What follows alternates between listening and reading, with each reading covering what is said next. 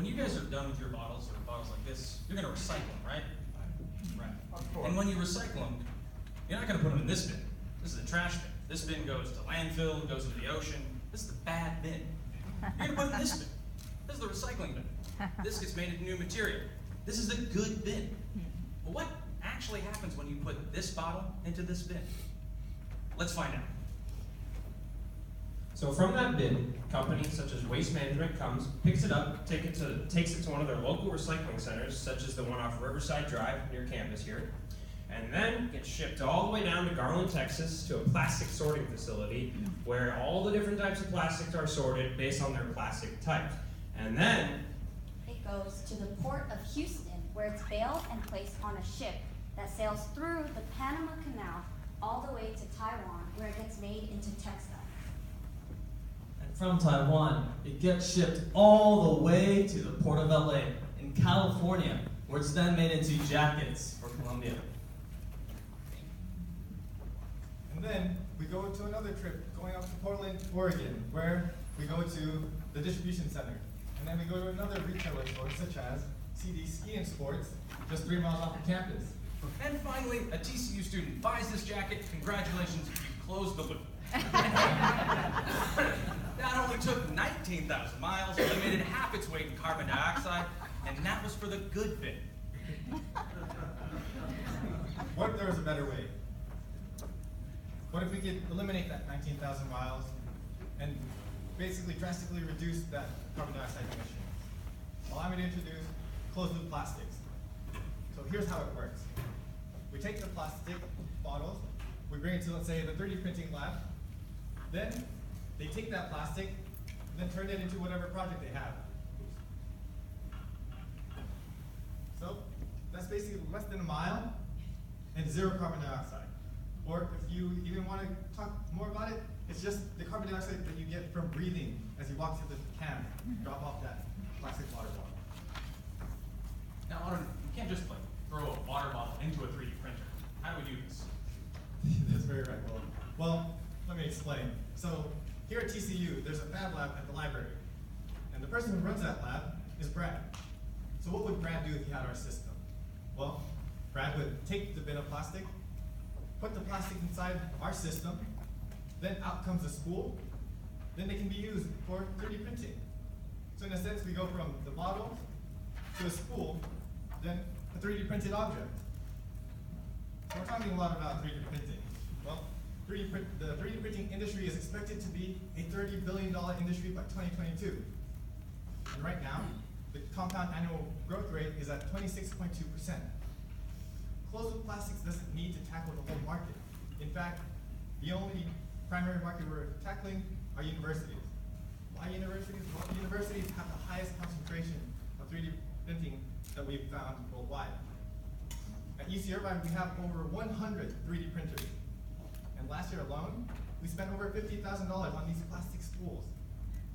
So, well, how are we going to make a business out of this? Let's go back to Brad. Right now, Brad spends $35 per spool to print in his lab. We're going to give our system to Brad for free, put it in his facility for free. All Brad has to do is pay $35 right at market rate for the first 20 spools that he makes every month. Now here's the great part. After those first 20 spools, Brad only has to pay $5 for every spool after that. For some scale, UC Irvine goes through 120 spools every month. So that means if we use this at UCI, you would only have to pay $5 for those next 100 spools. That saves UCI and Brad thousands of dollars over the course of a year. Now we've talked a lot about saving Brad money. How are we going to make it? So our first year, we're going to take a loss of $200,000. This is because we're sticking to our lean startup methodology. We're only going to put out 12 systems locally, and we're going to really evaluate and make sure that those are debugged and ready for production. Then in year 2, we're going to make 120 new systems. We're going to put those out in the market, and we're going to clear a profit of $300,000. Now in year 3, we're going to make 300 new systems, and then clear a profit of $1.9 million. Total of 432 systems in the market. That's totally feasible growth, but we are going to need some help. So we've made some partnerships, including our local 3D printer manufacturer, Airwolf 3D in Costa Mesa. We've also partnered with some nonprofit environmental groups like Straw Free, Earth Island Institute, as well as sustainable surf. We've also partnered with a company you may have heard of called Starbucks. They're helping promote the idea of taking the lids that they use on their coffee cups and actually making those into 3D printable material, and there's a lot of them. Now, we've also been working on our customer base. We talked about putting 12 systems out in our first year. We've actually already identified those 12 schools. Some of them you see up on the screens behind us. And we've already talked to them, and they're all very interested in putting our system onto their facilities. So we've talked about who we're selling to and who we're working with. Now let's talk about who our competition is. Now, there's no direct competition in the United States that makes a system like ours. But that doesn't mean there's no competition. There's over 50 conventional retailers and manufacturers of filament worldwide. So how do we compete with these manufacturers and retailers? 3 simple things. 1, we're local. You make the filament right here where you need it. 2, it's simple. It's waste, system, spool. Nothing's easier. 3, it's on demand and customizable. You can make filament in plastic when you need it, and you can make it how you want it. You don't have to go onto Amazon, buy a bunch of colors and types of plastic you don't need, wait a couple days, and then get rid of half of it. You can make what you want when you need it. It's that simple. Now, Aldrin, what are we doing to make this a reality right now? Well, right now we currently have a working prototype, as you can see in the front here. We've successfully taken plastic waste from both 3D printing and also plastic waste such as the water bottles and printed with it. So on the screen you guys can see our system being operational. So we'll start, it goes from right to left. So first we put in some plastics inside, and then it melts it, and out comes a wire-like filament, which is then spooled. So right now we're also working with UCI's legal team to build a patent portfolio of roughly 14 different patents around our system. Now, none of this would be possible without our dedicated group of artists and engineers who have committed thousands of hours to the system. Will and I are the co-founders, but really it's the team who's the backbone of this whole process. We also have an amazing group of advisors whose expertise lie in green business and finance to ensure that closed-loop plastics is a business that is not only sustainable, but also healthy for the planet. We'd also like to thank Mr. Ochi and Mr. Chavez, both of our advisors who got us here today, and we're really grateful that they did get us here today because it's been a fantastic experience. We'd like to especially thank the Executive Director of the Speculative Prototyping Lab, Jesse Jackson, for housing our project. They have graciously provided over $100,000 in funding for closed-loop plastics. And right now, we're currently seeking $300,000 to move forward with our pilot year of 12 systems. So, Will, what does this all really mean? So, years ago, we went from the bad bin to a better bin. Closed-loop Plastics wants to give us the best bin we can, the best possible bin for universities. Get rid of that 19,000 miles, get rid of all the carbon dioxide that we emit. 6 months ago, our team came together in a room that used to be a photo lab in the School of the Arts, and crammed in there, we kind of knocked our heads together and tried to figure out how we can take waste plastic and make it into usable filament. 2 months ago, it worked. We took this cup, made it into this spool, and printed that boat. Now, that boat doesn't just symbolize that we were able to close the entire loop right in our lab. That's also keeping our hopes and dreams of a healthy planet afloat. Thank you so much. My name's Will Amos. And I'm Alden Lubenstein.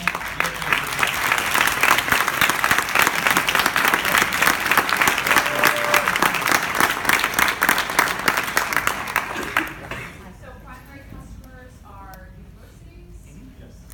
and what else needs to pass universities? Well, there's actually a couple different markets we can go into. There's maker spaces. They're pretty low concentration right now, but they're starting to grow. These spaces are places where entire communities can come together, make things. They have 3D printers, laser cutters, all kinds of stuff. So we can actually, we've also started talking to local maker spaces to put our system there, and they can use that to make filament as well. In addition, there are like large companies that are just dedicated to just printing objects. We call them prototyping agencies or facilities. We would also enter that market and try to introduce our system into their company. So let's go back to Brad at TCU. At the beginning, you showed waste management.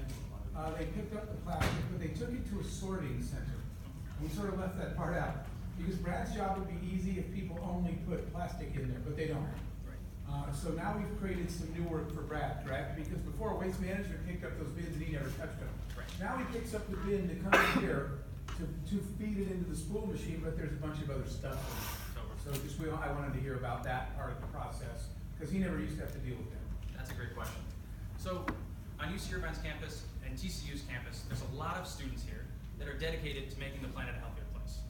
At UCI, we have over 50 student groups dedicated to sustainability, and that's a lot of manpower that can be used to actually help sort and clean the plastic. We set up times where once a month, Brad can have students come by to the lab, they help sort it, they help make sure it's clean. We're only looking at kind of clean waste streams right now, so coffee lids that have little tiny bits of residue. So far, our research shows that residue doesn't have any effect on the final filament.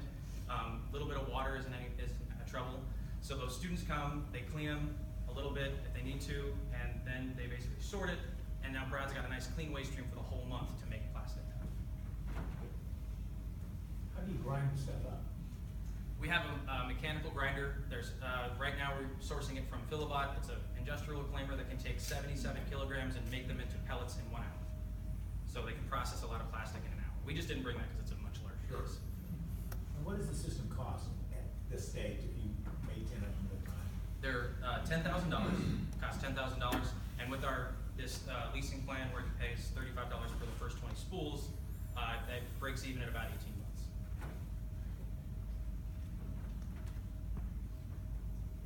You said there were virtual zero corridors. Like how does that happen? How is very important?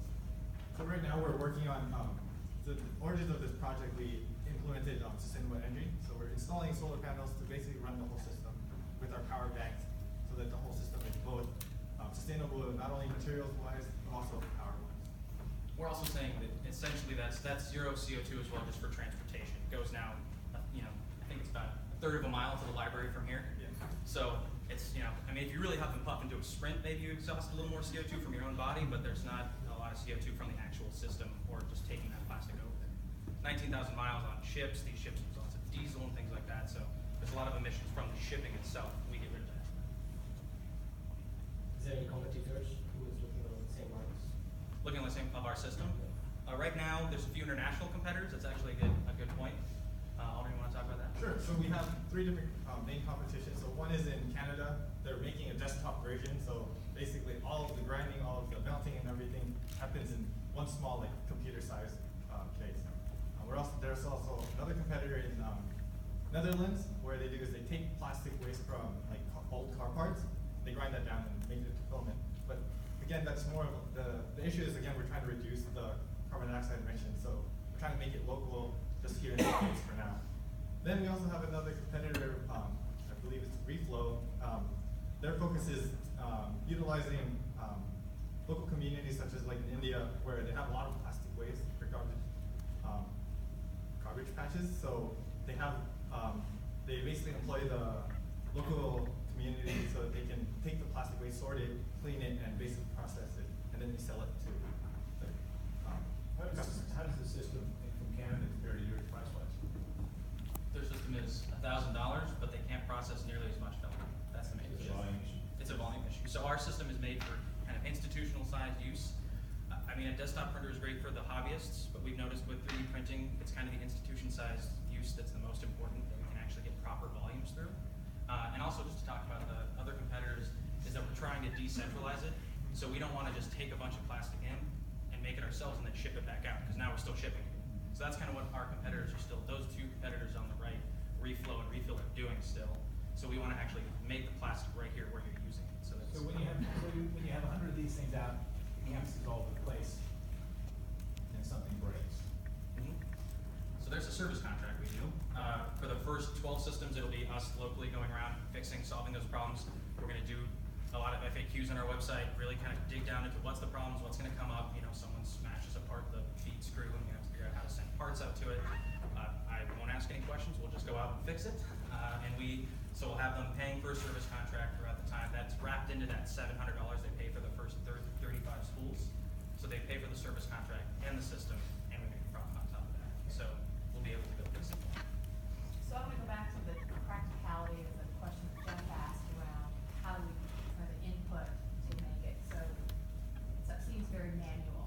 Is there any process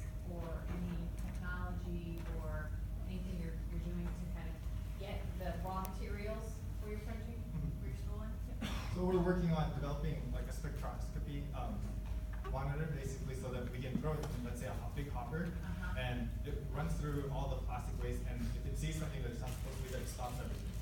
And then basically we will only want what we need. Let's say we do like polystyrene, which is the red solo cup, and if it sees that it's all pure, then it just continues forward. And it basically sorts in the hopper. That's what we want to basically make mechanical and automated as well. So you're in the process of working on it. And that's also another fantastic source of IP and patents for us.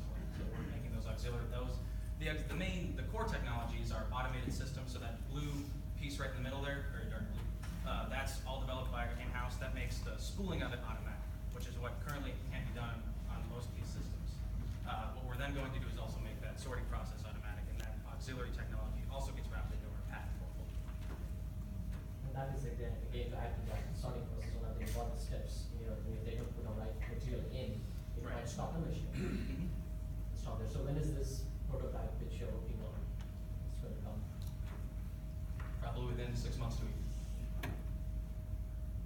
And then also, another thing is that we're also working on developing there's homogeneous mixes of plastic, so only one type of plastic. There's also been research in academia on heterogeneous. I've never been pronounced that word correctly, I'm sorry.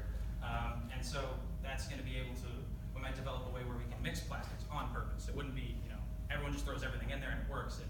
We can talk about, well, you don't need to take off everything from the water bottle. You can actually put it in there with the label, because the label can actually be melted down with it. Or you just take the label off, the glue's fine, everything goes in there and it's sorted, and it makes a mix of plastic that can still be printed. Because the end goal is still just to print it, so it doesn't have to be perfectly pure if we can develop these heterogeneous mixes.